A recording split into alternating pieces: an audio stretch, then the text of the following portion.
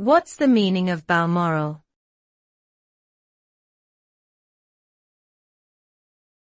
Balmoral.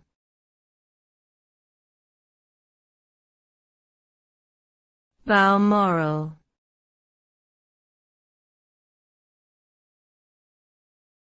Balmoral.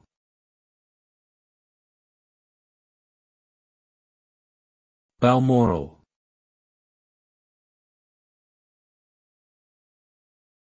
Balmoral is a name with Scottish origins, and it refers to a specific location in Scotland that has become famous for its association with the British royal family.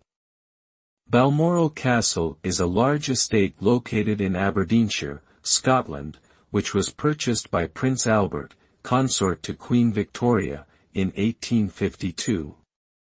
The name Balmoral itself is thought to have originated from the Scottish Gaelic term Bailmore, which means big settlement or great town.